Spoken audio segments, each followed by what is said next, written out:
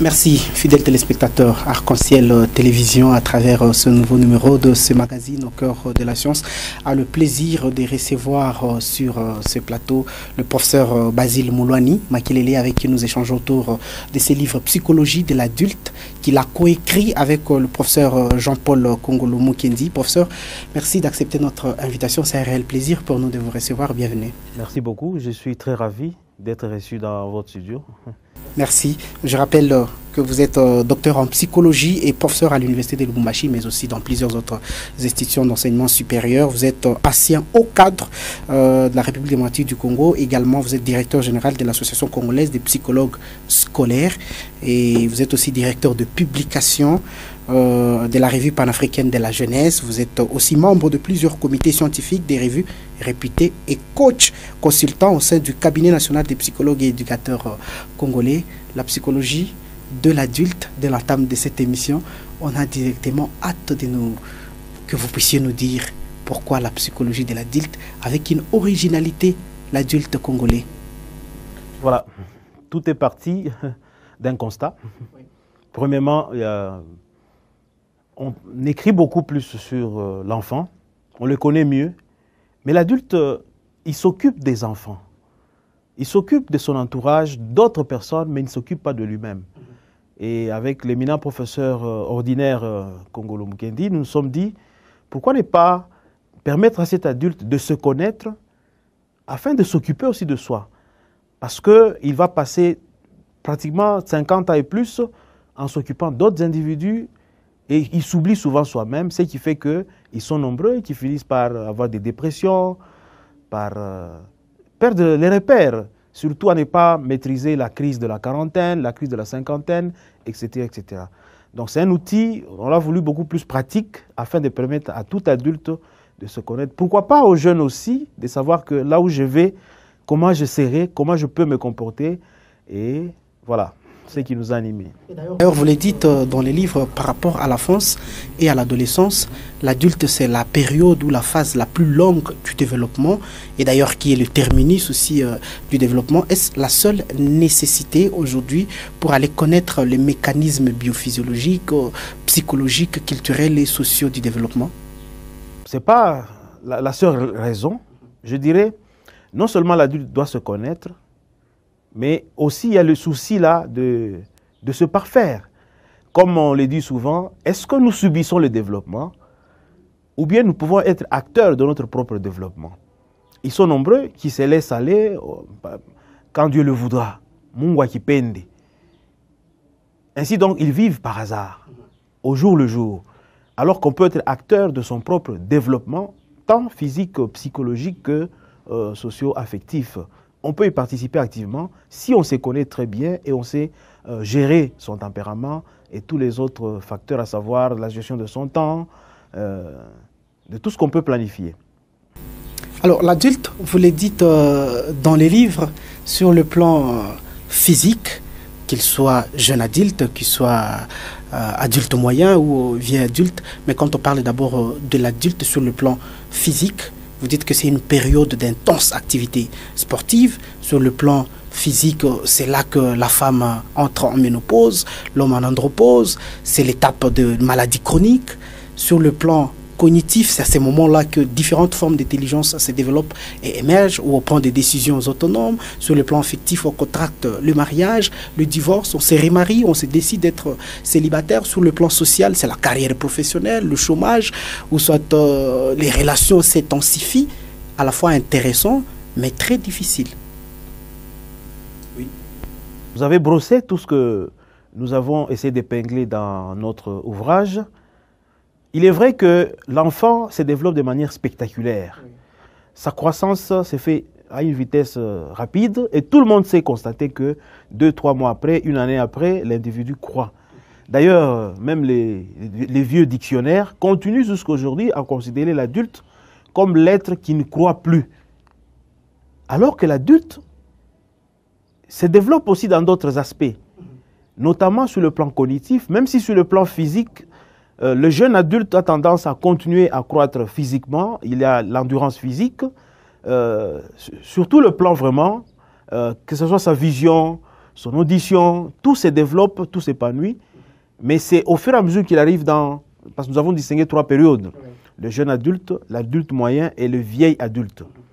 Quand on arrive au niveau de l'adulte moyen, on commence à constater une certaine décroissance, une exvolution au lieu que ce soit une évolution.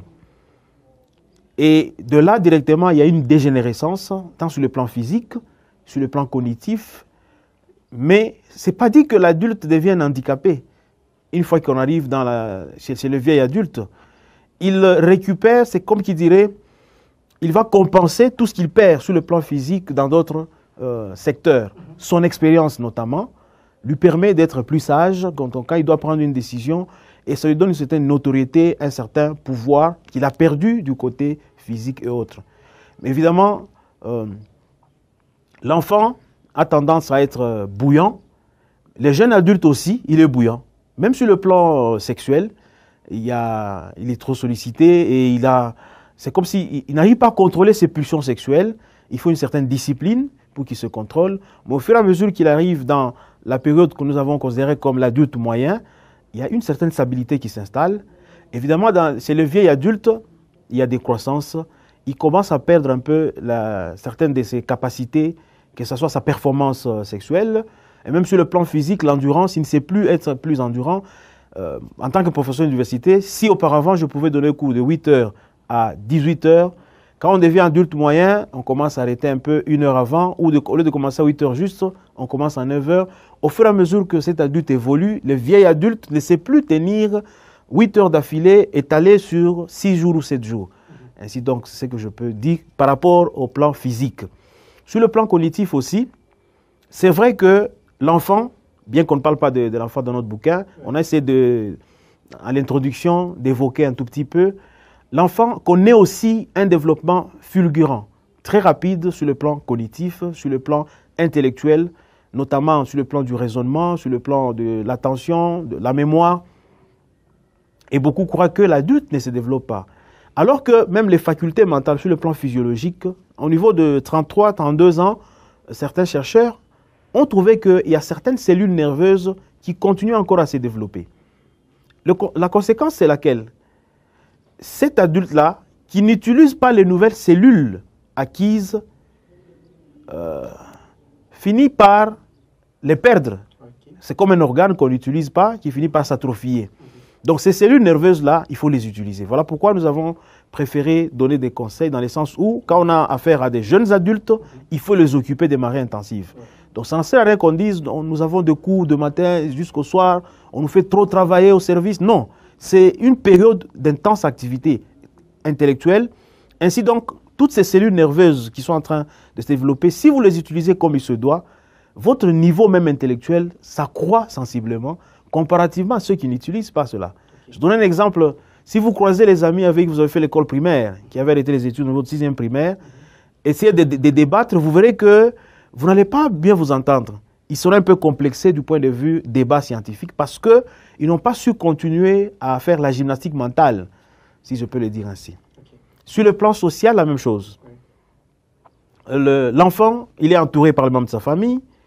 Il évolue, l'adolescent, c'est vraiment la jeunesse, c'est le groupe d'amis, ce sont des bandes. Mais au fur et à mesure qu'il veut quitter cette adolescence, il entre dans la période des jeunes adultes. Là, c'est un engagement, c'est la vie de couple, c'est l'intimité. Donc ce n'est plus un petit groupe, mais c'est de manière isolée, vivre avec un seul individu avec qui il peut contracter le mariage ou soit embrasser d'autres carrières. Ainsi donc, au fur et à mesure qu'il se développe, cet adulte-là, quand il arrive dans la phase de l'adulte moyen, nous remarquons qu'il est plus caractérisé par des responsabilités. Non seulement sur le plan social, mais il a contracté un mariage, il commence à avoir des enfants. Ainsi donc, c'est ce qu'on appelle la générativité. Il s'occupe des 2 générations en même temps. Okay. Il s'occupe et de ses parents et de ses propres enfants. Évidemment, quand il devient vieil adulte, la dernière période que nous avons considérée, on remarque que là maintenant, c'est la fin presque. Et le prof Congolo l'a si bien dit, ce qui nous entend, c'est la mort. C'est la mort. C'était ça son mot de la fin quand on échangeait. Mais on remarque que même s'il n'est pas mort, mais tous ses proches, tous ses amis ses copains avec qui il avait évolué commencent à disparaître un à un. Ça crée donc une certaine nostalgie. Il s'isole. Et si on ne sait pas tirer attention, s'occuper de lui, vraiment, il va sombrer dans une dépression et on va précipiter son trépas aussi. Il est donc souhaitable d'être au petit soin de ces vieils adultes, de l'écouter, de l'assister. Et d'ailleurs, selon certaines recherches que nous avons évoquées dans notre bouquin, c'est mieux qu'un adulte, pour s'épanouir sur le plan socio-affectif, puisse être en contact avec d'autres personnes. Quand vous êtes isolé, quand vous n'avez pas de contact avec la famille, vous n'allez pas à l'église par exemple, vous ne côtoyez pas certains milieux, vous ne voyagez pas, vous n'allez pas vivre le bien-être. Mais ceux-là qui ont des activités intenses sur le plan social sont tout à fait heureux, si je peux le dire ainsi, même si le bonheur est relatif. Parfait. Parfaite intervention, professeur. Psychologie de l'adulte, là, vous avez vraiment brossé cette partie et vous avez vraiment rendu le livre trop pratique. Et même ma question, alors je le disais, l'originalité, comme d'ailleurs votre préfacier l'a dit, le professeur Mouleka Moussoki Alfred, parler de l'adulte congolais, c'est vraiment exceptionnel. La manière dont vous l'avez décrit, c'est tellement pratique et aussi spécifique sur ce qui concerne l'adulte congolais. Vous dites que son portrait sur le plan psychologique, on peut décrire comme étant celui qui est à cheval entre la tradition culturelle ancestrale et les défis contemporains de la civilisation extra-continentale. Qu'est-ce qu'on peut déduire et comprendre? En fait, l'adulte congolais, ici, majoritairement, nous considérons celui qui vit dans des grandes villes, même celui du village aussi, parce que la civilisation a atteint même nos villages, l'arrière-coin du pays. Nous pouvons considérer que il ne sait plus, c'est comme on le dit souvent, Achakuya Popo, c'est comme une chauve-souris, dans le sens où il ne sait plus qu'est-ce qu'il faut prendre, la modernité ou bien les valeurs ancestrales, les traditions de sa communauté, à savoir de sa tribu, de son milieu de vie. Il y en a qui essaient de mixer les deux, mais ce n'est pas toujours facile, ce n'est pas toujours aisé. Et quand vous le côtoyez, vous ne savez pas l'identifier. Est-ce que vraiment c'est un Congolais? Prenons l'exemple d'un Kinois. Kinshasa, il y a plusieurs communautés, que ce soit sur le plan national, sur le plan international. Et ce qui fait qu'un Kinois, on le trouve toujours comme différent de tous les Congolais. Parce qu'il subit les transformations de manière inconsciente de toutes les personnes qu'il côtoie. La même chose de l'adulte congolais en général, du fait de cette mondialisation, de cette civilisation, sur le plan médiatique, sur le plan scolaire, sur le plan communautaire, ça fait que l'adulte n'a plus son identité. Ainsi donc, on ne peut pas parler aujourd'hui d'une identité congolaise. Même si vous allez dans des pays étrangers, il y a des gens qu'on sait identifier que c'est un Congolais par rapport à parce qu'il est extraverti, parce qu'il aime la musique, il s'habille trop bien, mais ce n'est pas ça qui fait l'identité du Congolais. Alors que quand nous en rentrons au Congo, il y a plus de valeurs que nous pouvons porter au-delà de toutes les communautés, tant en Afrique que dans le monde. Ce qui fait que quand vous côtoyez d'autres cultures, vous allez en Europe, vous allez en Asie ou aux États-Unis, on peut poser la question deux fois. Vous êtes aussi Congolais? Parce qu'on vous trouve un peu étrange par rapport à certains Congolais qu'on a eu à côtoyer. Ainsi donc, nous avons préféré parler de cet adulte congolais en nous posant la question, non seulement sur le plan culturel, sur le plan de la personnalité, mais aussi sur le plan moral. Parce qu'il y a beaucoup à dire à ce niveau-là. Et une vérité indubitable par rapport à l'adulte congolais, indiscutable même, ce qu'il a un vécu socio-économique précaire et un traumatisme sur le plan psychosocial par rapport à tout ce qui est aujourd'hui comme conflit, comme guerre. Oui. Nous avions mené une étude avec les étudiants de psychologues. On se disait, est-ce que le psychologue que nous formons, il est dépressif? Après le test qu'on a administré, on a trouvé que 60% de nos étudiants étaient dépressifs. Parce qu'il n'a pas d'eau courante, il n'a pas d'électricité de manière permanente, le transport est difficile, il est sous-payé, ce qui fait qu'il vivote. C'est ça le terme que nous pouvons utiliser. Et il a créé une certaine résilience dans cette vie de précarité. Et ce qui fait qu'il est devenu comme une tortue qui s'est fait une carapace pour essayer de survivre par rapport à tout ce qu'il va recevoir comme coup électrochoc à gauche et à droite. Et sur le plan psychologique, sur le plan de son épanouissement, ça impacte beaucoup plus. Mais prenez le même Congolais que vous trouvez, l'adulte Congolais ici à Lubumbashi, vous l'amenez aux États-Unis, vous l'amenez en Italie, vous verrez qu'il va s'épanouir plus que même les Italiens. Il sera apprécié par son entourage. Mais quand il est ici au Congo, on le trouve comme quelqu'un qui n'aime pas travailler, comme il est corruptible, comme si c'était un bon à rien. Et sur le plan du développement moral, la psychologie de l'adulte congolais, c'est que c'est un Congolais qui ne s'est pas arrivé au stade post-conventionnel. Qu'est-ce que ça signifie et pourquoi d'ailleurs? Oui. En fait, quand on parle du développement moral, il y a des stades, comme il en existe aussi sur le plan de l'intelligence, sur le plan développemental tout à fait physique.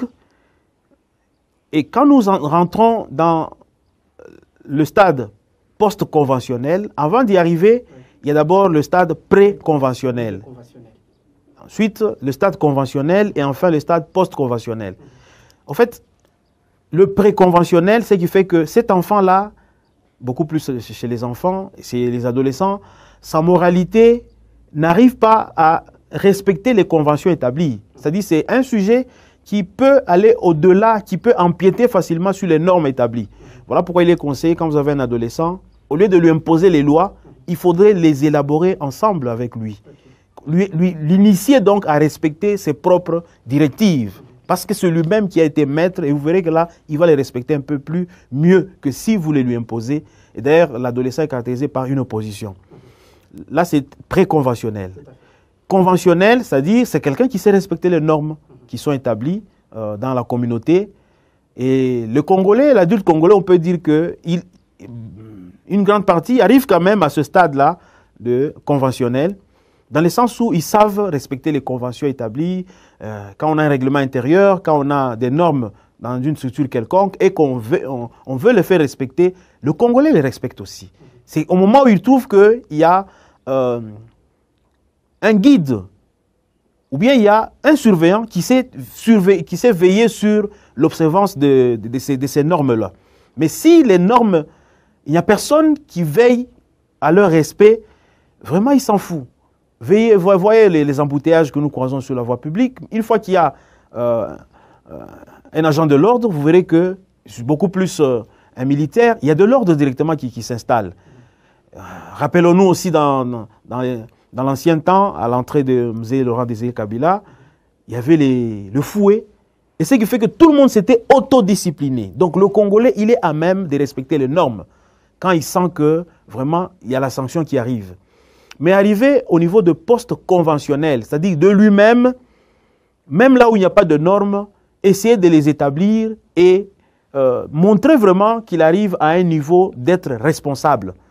Au lieu qu'on puisse lui établir des lois toutes faites, ou qu'on le surveille comme on surveille un petit enfant, c'est ça le mal maintenant du Congolais. Donc sans surveillance, sans sûreté, sans qu'il y ait quelqu'un pour faire observer les normes, le Congolais est laissé à lui-même, il est capable de faire tout comme le ferait n'importe quel enfant. Ce ne sont pas des insultes, mais des études menées à fond qui nous amènent à prouver cela par rapport à l'expérience aussi vécue. Et voilà ce que je peux dire à ce niveau-là. Alors, l'originalité justement de ces livres, la psychologie de l'adulte, comme je l'ai dit, c'est l'adulte congolais.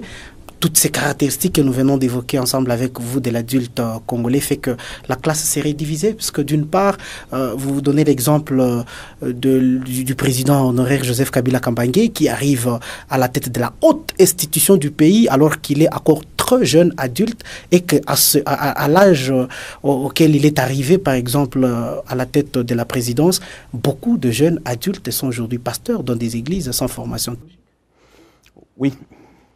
Là, je pourrais partir d'une autre théorie. À partir d'une étude menée en Inde, il a été trouvé que chez les Indiens, le développement de l'adulte ne fonctionne pas de la même manière comme on le verrait chez le Congolais. Chez les Indiens, tout d'abord, quand il est encore enfant, c'est-à-dire avant 18 ans, c'est la formation. Il s'est fait instruire comme il se doit. Et une fois qu'il arrive vers 25 ans, il termine ses études, il occupe un poste et il travaille au service de sa communauté. Mais une fois dépassé cet âge, on peut considérer l'adulte moyen, là il peut maintenant se consacrer à sa famille et à sa communauté en même temps. Et le vieil adulte, là maintenant il peut se lancer au service des autres, par exemple dans la carrière politique. Au service des autres, par exemple être pasteur, être guide, être baba comme on le dit souvent ici à Lubumbashi. Mais sinon, il y a un temps pour tout. Ce n'est pas par hasard que dans la fonction publique, dans toutes les administrations, l'ancienneté compte pour accéder à certaines fonctions. On considère que pour réfléchir, pour décider, pour guider les autres, il faut avoir une certaine maturité. Donc ces jeunes pasteurs, je souhaiterais qu'ils puissent encore apprendre davantage auprès de leurs maîtres. Comme par exemple moi, j'ai été aux côtés de l'éminent professeur Nkongolo Mukendi, qui m'a donné cours depuis premier graduat, qui a été le président de ma thèse. Ainsi donc, nous cheminons ensemble, je suis à ses côtés, je suis ce qu'il me dit, même par rapport à la production de cet ouvrage ici. Pour ainsi dire, on ne refuse pas que les jeunes adultes, que certains esprits éveillés puissent conduire les autres, mais il est souhaitable que les vieilles adultes puissent s'occuper de ça, comme ça s'est fait dans d'autres sociétés. Prenez par exemple le Premier ministre indien, c'est un vieux, vraiment un vieux. Quand vous prenez même les conseillers des différents chefs d'État ailleurs, vous le verrez, ce sont des vieilles personnes qui ont suffisamment de maturité, d'expérience.